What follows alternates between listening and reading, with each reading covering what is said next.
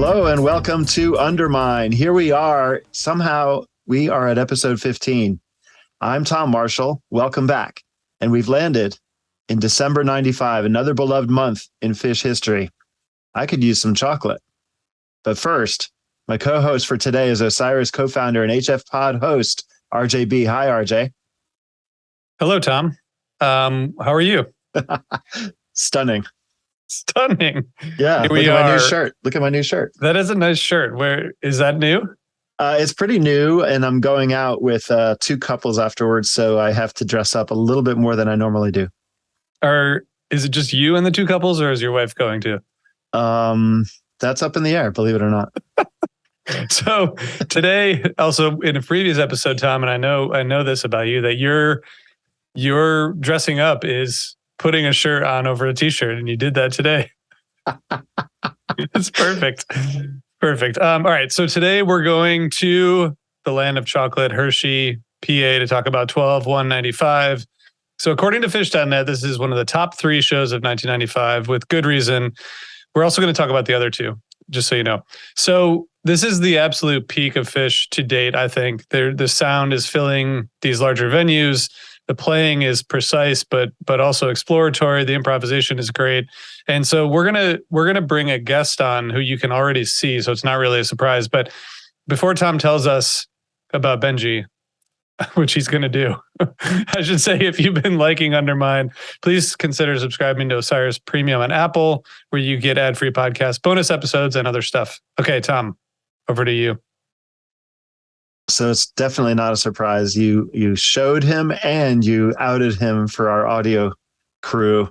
But we're proud to have Benjy here. But before I officially bring him on as our guest, he's staying very polite and not saying a thing because he's not been officially invited on yet. I do have a shout out I want to say that since this show is about Hershey, PA, and since our guest and I have a good friend currently in Hershey, and actually pretty high up in the Hershey Chocolate Corporation. Thanks for listening, Katrina Bridell. And thank you for all the gift packs, including this last one that got me through foot surgery. I lied. I have another shout out. Our friend of the pod, Carla No, who appeared as a guest in previous seasons of Undermine and who financed some of her 1.0 Phish adventures in part with summer jobs at Hershey Park. And I believe both of them were at this show, as was today's guest, Benjy Eisen. If you've been watching or listening to this season of Undermine, then you're already familiar with him. He has been behind the scenes in the Undermine world since season 2, actually. But this season, of course, he's often my co-host. And today he's reprising his appearance as guest because he has a special connection with this December 95 Hershey show. Welcome back, Benjy Eisen. Thanks, Tom. Good to be here. Glad to have you here. And before we get actually into the meat of the show, or into the chocolate, I guess we should say, you're excited to talk about this show, not only because of the show itself, but because of the location. And why actually is that?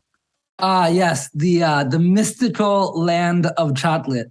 Well, first of all, there's a lot to be excited about, but I do have a special connection here. Just like I do, or just like with today's shout outs, I have this, hometown connection to the show. I grew up in Harrisburg, which is about 20 minutes from the venue. So Hershey Park to me was my first taste of freedom. It was the first place where my parents would drop my friends and I off, where we were allowed to go wander around the amusement park by ourselves, unsupervised. It's where I had, I think, my first cigarette, my first dates. It represented a coming of age, which I'm not sure I'm done with that phase yet.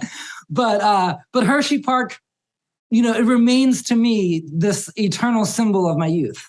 And it's where I saw my first concerts there. I saw Bon Jovi at the stadium, and then I saw Aerosmith in that arena with my mom chaperoning me, white as a ghost. I saw a ton of heavy metal shows there as a teenager. And for this show that we're talking about, for Phish, I was in college in Massachusetts at this point. I drove home for the show. The show was on a Friday night. So I guess you could say I was driving home to mom and dad for a weekend with no cares, but also with a few friends of mine in tow, and I was 2 years into my Phish fandom. So Phish was kind of like this secret society that I was suddenly part of. Not to mention my shape-shifting identity as a college student. So I think those two things kind of met at this crossroads where there was this place that represented my youth before then, and then something new, some new chapter. It was like Phish was this new sacred thing happening, but in my original sacred place. Also, I used to watch all these AHL games there, by the way. This team called the Hershey Bears would play. So my friends and I, this is true, my friends and I would go do public ice skating. So we would ice skate there. And then when they would change it over for the hockey team, we would go hide in the bathroom so that we would get free tickets to the hockey game. And years later, the arena's general manager told me that they knew that stuff happened and the kids did that all the time. It was like a tradition. So the arena literally turned the blind eye to it because they felt like it was a rite of passage that they wanted to support. Kids sneaking into hockey games. My kids are beyond being dropped off places unsupervised. But RJ, as a parent of young kids, the only thing he heard in that whole intro of yours, Benjy, was what happens when you drop kids off unsupervised. Yeah. And now he will never do that now. I'm not doing it at Hershey Park, that's for sure. You smoked cigarettes and you kiss girls. Kiss girls. Yeah, wow. Totally. I was never a teenager. I went straight from being a little kid to being an adult. So I don't know. I missed that phase.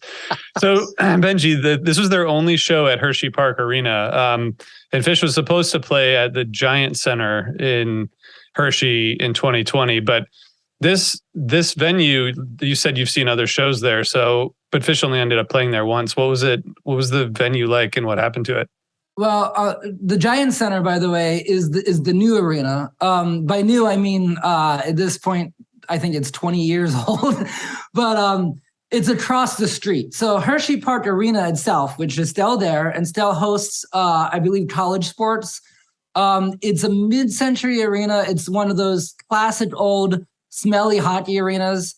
And adjacent to it is the Hershey Museum. And adjacent to that is the amusement park, that I just talked about where I spent all my summers.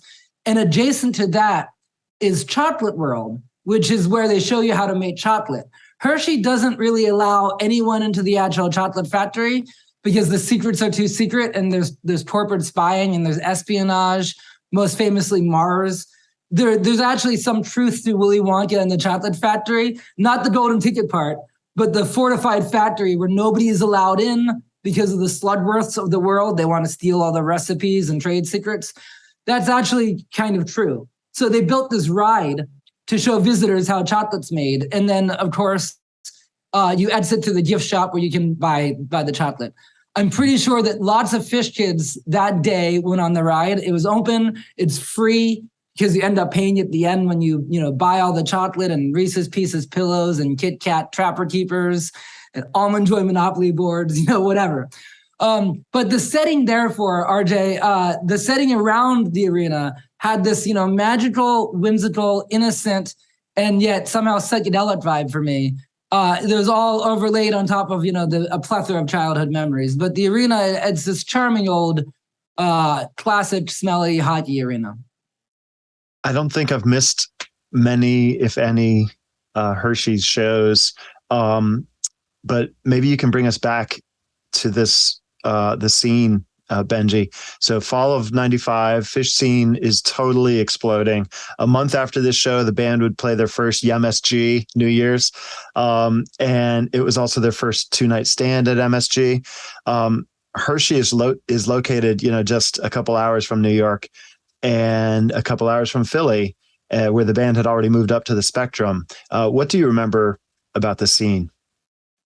Well, Tom, I'll tell you, the scene was, like you just said, it was growing rapidly. During the summer times, they were playing sheds like Great Woods and, the Mann Music Center. So Shakedown was already a thing at that point. But, fall and spring shows were always a little bit smaller because at that point, I think their entire audience was still in college. I know that I was studying for finals during the summer 95. And in some cases, I would take a final and leave and go to a show, take a final, leave and go to Binghamton and drive home, But I must mention that there was something unusual about the scene at Hershey that still exists when they play there. And that's that, as I was getting at before, the parking lot is shared with the amusement park because it's all on the same campus.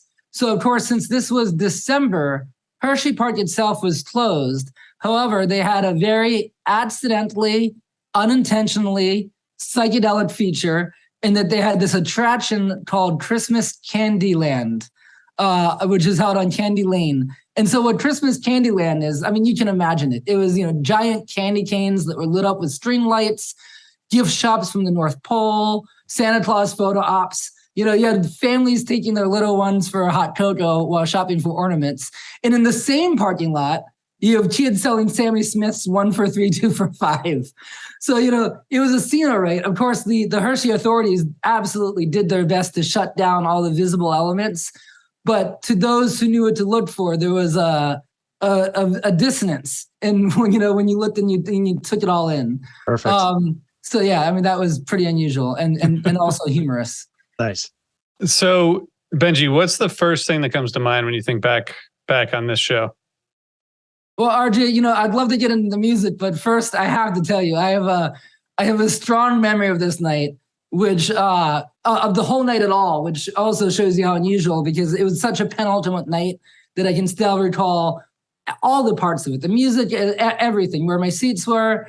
But the first thing that comes to my mind is an embarrassing moment that I'm about to reveal, especially considering the fact that, wait a minute, I feel like I was vulnerable in the last guest appearance here when I sacrificed my pride for humor to talk about my New Year's Eve trip involving being underwater where they turned the arena into an aquarium. People like that. Well, maybe people like this one. I don't know about this one, though. It's a more cautionary tale on this night. And it didn't involve me, but it did involve my friend Brent. This was his turn. He was staying with me at my parents' house, sleeping on the couch, drove with me back from college for the weekend. And afterwards, we were waiting for him to come back. I was with a few of my friends. We had a designated driver.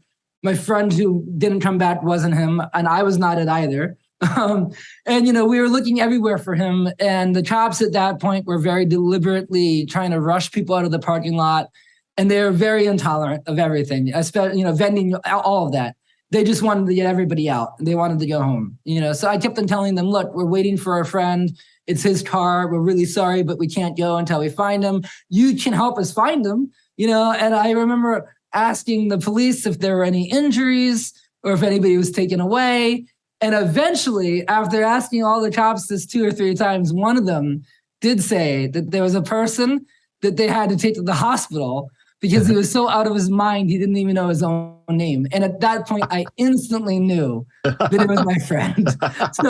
So we called all the hospitals, and then we finally located, not my friend's name, we located the John Doe. Because he couldn't say his own name at that point. So we located a John Doe who came in from the Phish show. They had to sedate him and basically restrain him until the acid wore off. And at that point, no harm done other than the fact that I'm sure he had a hospital bill or something. And of course, his tail between his legs, drove home mortified. And he, I don't think we really talked about what happened, but he did say, though, that it all started to unravel for him during the narration, during the Colonel Forbin's narration, because he was convinced that Phish was trying to lead some religious ceremony, and it culminated in that David Bowie with the catapult. I think it just put him over the edge. Trey would be proud to hear that. That actually, because I think he is speaking to the trippers out there. So this had the desired effect. So he made it through the whole show, though. He made it through the David Bowie, so yeah. I mean, that's pretty good. That's further than I've made it at times. So I guess, speaking of, all right, we got to get to the music, but do we need to hear from our chocolate sponsors before we move into the music? Let's do a quick break. Have you ever wondered what it would feel like if your investments reflected what matters most to you? At Green Future Wealth Management, the advisors specialize in helping clients manifest their values in their financial lives. Green Future Wealth Management was founded by certified financial planner practitioner and longtime fan Nick Cantrell, named by Forbes as one of the top next-gen wealth advisors in the country. Whether you are just getting started or have complex investing and financial planning needs, visit them on the web at greenfuturewealth.com. You can sign up for the email list or take the Investing Values quiz. When you feel ready, schedule a free virtual consultation. In appreciation for the amazing Phish community and the incredible work being done by fans across the country, Green Future Wealth Management will be donating 10% of asset management proceeds from new Osiris listener clients to Fans for Racial Equity. Just be sure to mention Osiris when booking your appointment. Create your green future. Securities offered through Cambridge Investment Research Inc., member FINRA/SIPC. Advisory services offered through Cambridge Investment Research Advisors Inc. Cambridge and Green Future Wealth are not affiliated.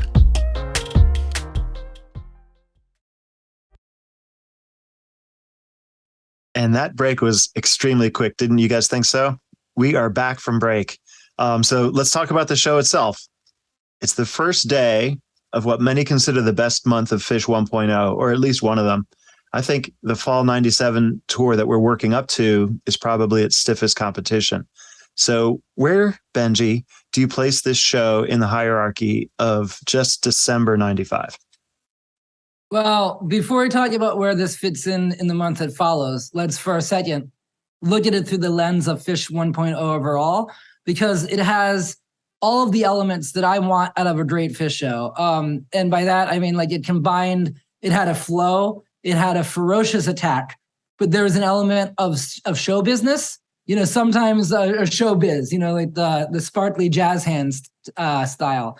It was sometimes referential, sometimes satirical, always with like a wink, wink, like there's an inside joke. And you didn't quite need to know the punchline in order to appreciate the humor. But on this night, they even lifted the veil and they went meta with a kind of joke on the audience that we'll get to. I'm talking about, of course, the Colonel Forbins. But back to the ingredients. You have a 20-plus minute jam, which here was Mike's song. You have plenty of other extended improvisational moments, the Wikipod that followed, the glorious David Bowie we just talked about. You have this tongue-in-cheek showbiz of Jonathan Fishman, who dressed up as Elvis Presley for Suspicious Minds. You have with lights. Lights. Yeah. Yeah. He had an amazing outfit that night. He did. He had it was the Elvis cape fishified. Yeah. And then you have setlist gems that you have Buried Alive, Catapult, Halley's Comet, the Game Engine narration we keep talking about. So to me, that's, everything that I love about this band all at once. And lots of bands have one of those elements. But Phish was, and maybe still is, the only band that can really master and include them all. And as far as the setlist construction goes, here they navigate from breakneck bluegrass, which was Poor Heart, right into cow funk, which was Wolfman's Brother. There's heavy metal, there's prog rock, there's jazz, all of which were present and accounted for at various moments throughout the show. And now, look, guys, Tom, RJ, I know that December 31st, 1995 is the holy grail for many people. And then you have Binghamton from the middle of the month, which often takes the silver. And I was at both of those too. But to me, when I go back to December 95, I think I reach for this show, or else, even though we won't get into it, I reach for 12/5/95, which is UMass Amherst. If anybody, by the way, wants to do some bonus homework, listen to December 5th, 1995 set 2. And I guarantee you that you'll be handsomely rewarded for your time and effort. I love how all the great months of Phish stand apart from each other. They have different fingerprints. And as we mentioned, Hershey is the great first set of this particular month. It's like, they put all 10 feet of their best feet forward. First comers have their mouth on the floor, and at this point you realize the depth of this band. There are no show ponies, but they're no one-trick ponies either. This was like the peak of their flawless phase. Yeah. And I think just to add to what you said about the next night after this has one of the best tweezers, like on 12/2/95. I mean, there's something every night, and that's what makes this month so special. To me, this like fall 95 sound is what Phish sounds like. And I think that partially because that's when it all kind of came together for me. I saw my first show about a month before this. But like I said at the beginning, they're filling out the sound in these bigger arenas. In 93 and 94, you can hear them working their way toward this point in terms of improv. But now they've sort of arrived, and the Down with Disease, the theme, the Wolfmans, all in the first set are all so, it's just like, it's very nostalgic to me. It feels like this is what Phish sounds like. I mean, it's like big, but it's contained. It's very focused, but also not taking itself too seriously in terms of the balance between the improv and the composed parts. And, this is just such a great place to go back to. But Benjy, we've been talking about these big shows, and often they have these big jams, right? As the centerpiece. And this Mike's jam is that's it for this show. I listened to it a couple of times because it's so great to listen to. It's multifaceted. There's so much happening here. But what are your thoughts about this Mike's jam? Well, I agree with you. I listened to it a couple of times this week as well, because there's just so much there that's so cool. This it does reach that mythical 20-minute mark, but this was way before we thought like that. But this doesn't have the crazy side tangents or left turns or unexpected medleys ripping through it like it does on some of the ones that we just talked about recently here from 93. Instead, though, Trey kind of takes the lead and he keeps it throughout, which is indicative of the band throughout this era. He just goes balls to the wall, rocking with it. And for every new idea that he has, the band is with him instantly, to the point that it kind of sounds like a tapestry that you almost think that there was a roadmap. Of course, there was no roadmap. It was tight too. And then they slam straight into that powerful Wicked Pod groove, without anything in between, which means I need to point something out here with very, very few exceptions. Once they started pairing mites with hydrogen and then with Wicked Pod, from the late 80s until about 1993, every single time it was played, it went into hydrogen pretty much. They had to establish that, expectation. And that way, when they broke from it later on, it kind of meant something. But before hydrogen, this is interesting. Mites went into Dave's Energy Guide when they first played it. And I think a couple times into Tape the A-Train. But then as soon as they debuted hydrogen, for literally years, every single time that they played Mite's song, it went into hydrogen. And then, in 93, I think New Year's 92, they went into Old Lang Syne. And there's a couple of times where they made that bridge, Great Gig in the Sky, Leprechaun, I think. And then you have shows like the Murat where he talked about where our previous guests on here started crying because Mites went into Lifeboy. And then they debuted Simple from the Mites Jam. But even all of these shows, Sits 2294, which is a show I know both of you are familiar with, from Ohio, it's one of my top 5 favorite sets of all time. They show off what they can do between Mites and Hydrogen and Wicked Pod. But still, if you look at it, all 3 of those are present in order. And if you look at Wicked Pod, without exception, it always would follow hydrogen. From the first time it was played, they would, like I said, do all these little improvisational larks. But until maybe 93, when they started deviating from it. So nowadays, I think it's an interesting shift where Mites and Wicked Pod in 4.0, they've kind of achieved partial independence. Maybe Wicked Pod has been annexed, but in December 95, though, was the first of just several times even since where Mites and Wicked Pod were directly connected. There were these 2 back-to-back renditions in December, and this one was the first. I can't believe it was only 2 times in a row they did that, because when I think of December 95, that's one of the characteristics I think about, and that and them not finishing Hood. But there was no hydrogen this entire month. And I think they only played it once that entire year, actually. They played it at Red Rods that summer. I think off the top of my head, I really do think that's the only time they played it. And then, in the 27 years since then, they've done Wicked Pod straight from Mites, twice? They did it at the Gorge, and they did it at the Barcelo, I think. But that was it. because we're in this configuration, I've got RJ and Benjy here, two Phish experts. It's time for Tom's trivia question, unrehearsed, and these guys have no idea what I'm about to ask. I'm credited for a lot of Phish songs, however, very few just instrumental ones.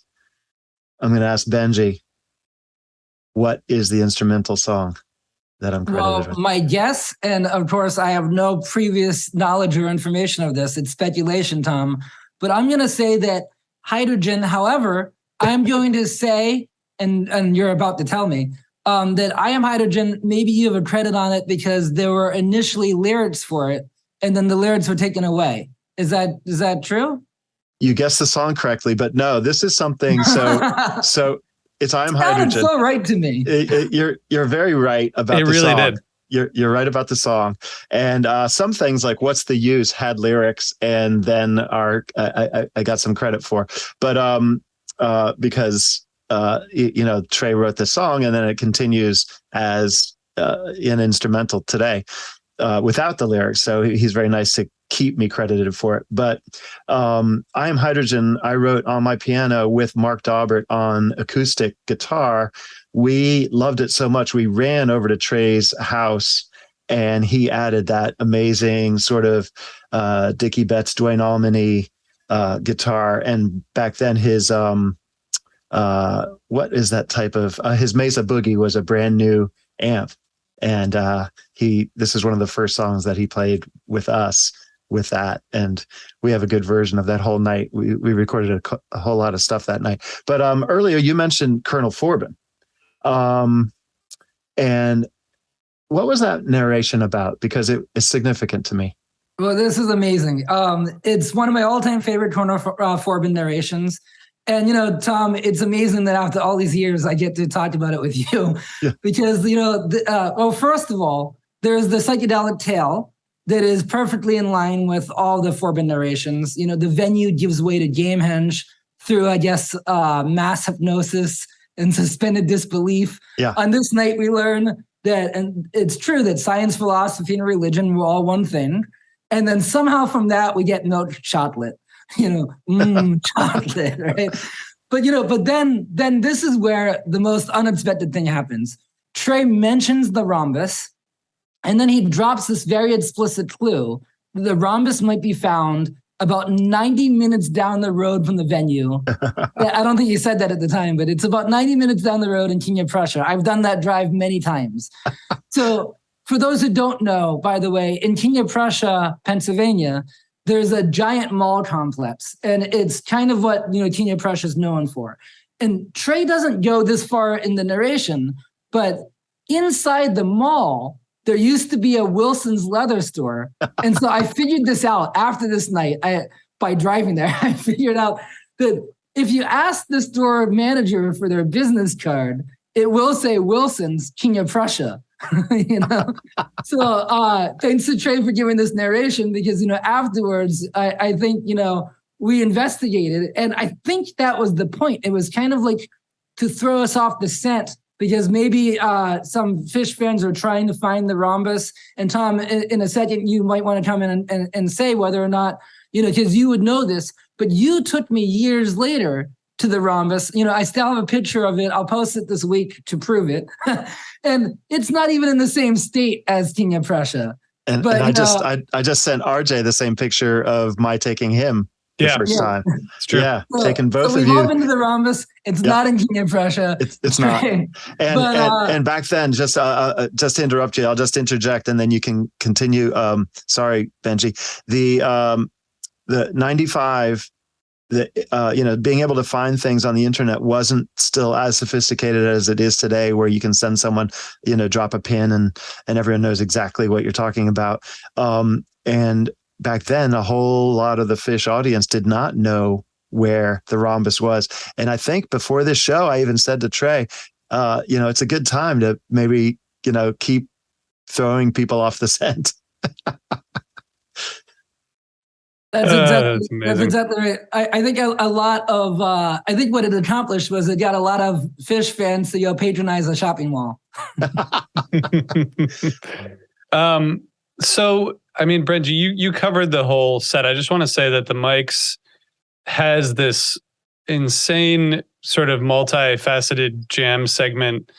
I mean, 19 minutes or so of just pure fun. And then the Weekapog, when they go into Weekapog and Trey's just screaming the chorus, it's like, it's clear how much fun they're having. And it's such a great segment to revisit. And I think the Trey doing the Homer Simpson chocolate thing several times, it really captures the mid 90s so well.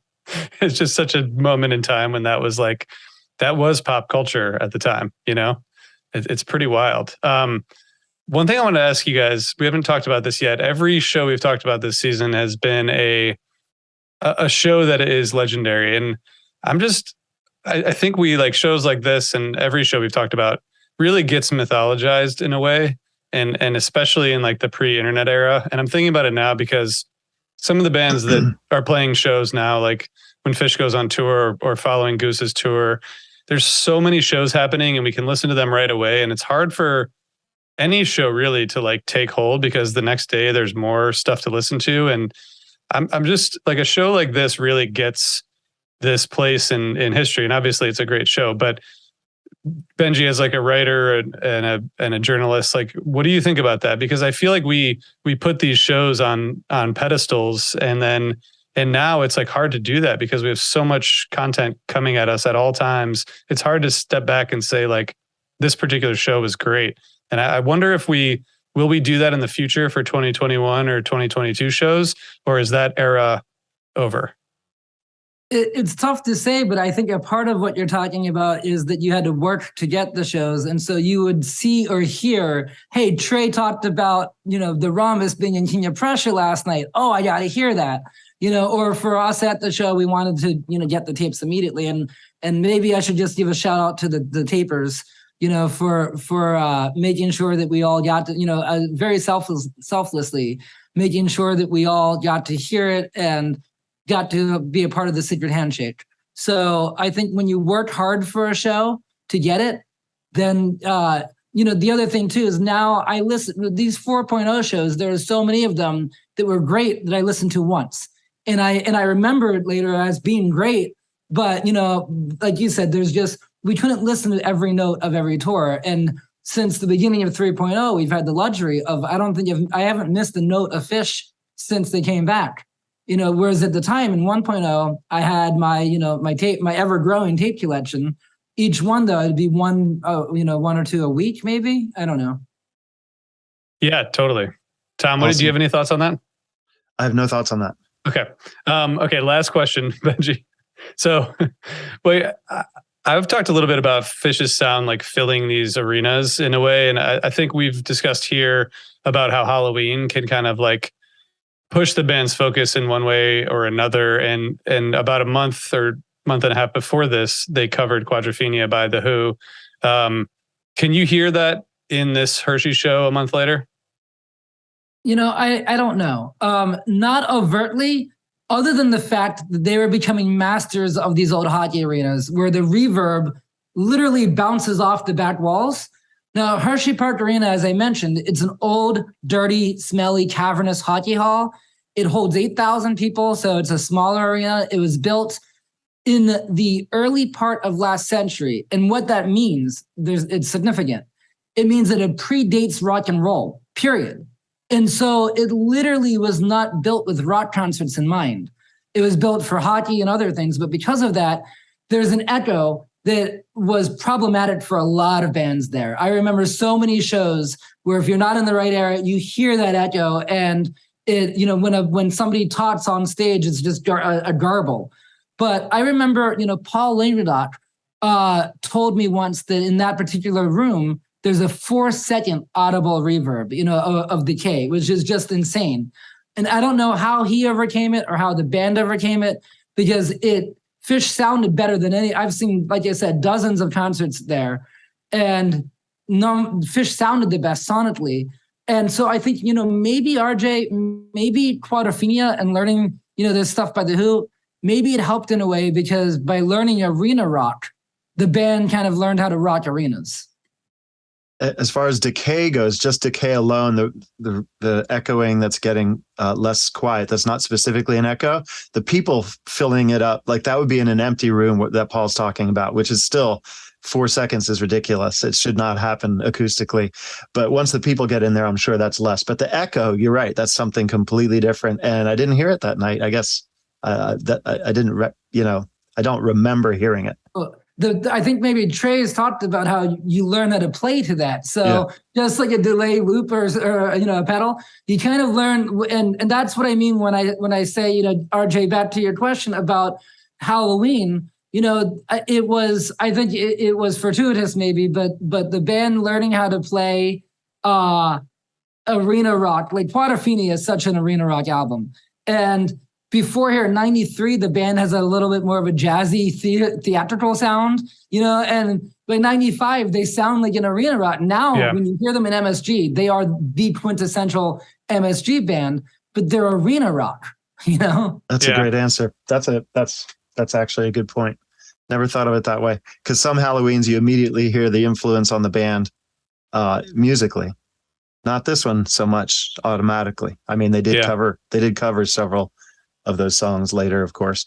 But I think that's it for us today. RJ, anything else for our esteemed guest? I don't think so. I guess, Benjy, is there one lasting moment of this show that you will always go back to? Well, I will say that it's worth mentioning, as Tom did earlier, when Fishman came out, and he had the cape with all these flashlights in it. I think the thing that's worth mentioning is that Fishman has certain tours where he plays certain vacuum songs, right? That we call them Henriettas, I guess. And it's his thing. And he goes through periods of them. So Suspicious Minds, when you see that on a set list, you know immediately that it's Fall 95, right? He played it exclusively. I mean, maybe he lost the cape and lost on the tour bus or something. Now, granted, he did bring it back for this infamous Las Vegas show. It was like a year to the week, actually, in December of 1996 at the Aladdin. And I think maybe one other show somewhere. But other than that, it's exclusively a Fall 95 show, which is what I'm saying is bring it back. That's a good way for us to end. Yeah. Thank you, Benjy. Thank you, RJ. It's great to have the whole team on today. And we should mention the other folks that actually help us behind the scenes. We have fellow executive producer Matt Dwyer, but we also have Eric, who makes these videos look amazing. And we have Nick, our social media lead, and who's the public voice of Osiris. And also thanks to Christina for helping make sure things run smoothly. And last but not least, Brian Brinkman, who helped bring this season to life. We'll be talking to you soon, Brian. And thank you to everyone out there in podcast land for joining us, whether you're watching us on YouTube or listening to us on your stereo. Remember to review and subscribe wherever you listen or watch, and we'll see you in 15 minutes or a couple days. If you feel like listening to 121495 from Binghamton, please do. And until then, don't do anything we would not.